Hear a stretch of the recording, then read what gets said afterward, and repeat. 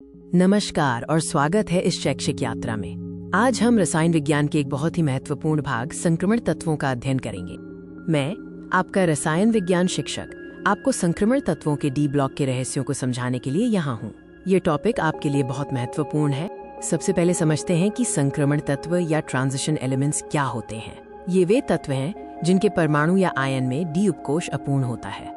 आवर्त सारणी में संक्रमण तत्व एस ब्लॉक और पी ब्लॉक के बीच में स्थित होते हैं। इन्हें डी ब्लॉक तत्व भी कहा जाता है क्योंकि इनके अंतिम इलेक्ट्रॉन डी ऑर्बिटल में प्रवेश करते हैं। डी ब्लॉक तत्वों को मुख्य रूप से 4 श्रेणियों में विभाजित किया गया है। हमारी पहली श्रेणी है प्रथम संक्रमण श्रेणी या 3D श्रेणी, जो आवर्त सारणी के चौथे आवर्त में है। इस श्रेणी में स्कैंडियम Sc से लेकर जस्ता Zn तक के तत्व शामिल हैं। आप देख सकते हैं कि इन्हें केंद्रीय डी ब्लॉक में कैसे दर्शाया गया है।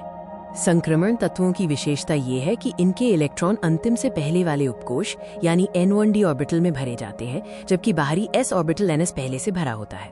इसे अंतिम से पूर्व d ऑर्बिटल भरना भी कहते हैं। 3D तत्वों के कुछ महत्वपूर्ण गुण हैं, जैसे परिवर्ती ऑक्सीकरण अवस्थाएं, रंगीन आयन बनाना और उत्प्रेरक कैटलिस्ट के रूप में कार्य करना।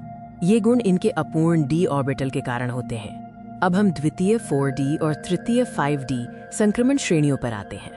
4D श्रेणी आवर्त 5 में और 5D श्रेणी आवर्त 6 में स्थित है।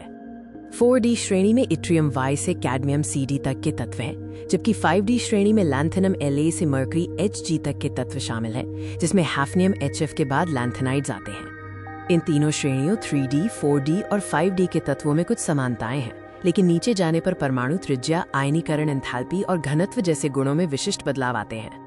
4D और 5D श्रेणियों के तत्वों का आकार लगभग समान होता है, जिसे लैंथेनाइड संकुचन, लैंथेनाइड कंट्रैक्शन के कारण समझा जा सकता है। 5D तत्वों का घनत्व, डेंसिटी आमतौर पर बहुत अधिक होता है। संक्रमण तत्व सिर्फ किताबों तक सीमित नहीं है, बल्कि ये हमारे दैनिक जीवन और उद्योगों में व्यापक रूप से उपयोग किए जाते हैं। लोहा आयरन 3D श्रेणी का एक महत्वपूर्ण तत्व है, जिसका उपयोग निर्माण कार्यों जैसे पुलों, इमारतों और मशीनरी में स्टील बनाने के लिए किया जाता है। कॉपर एक उत्कृष्ट चालक है, इसलिए इसका उपयोग बिजली के तारों और इलेक्ट्रॉनिक उपकरणों में होता है। ये कई महत्वपूर्ण मिश्र धातुओं, एलॉयज का भी हिस्सा है।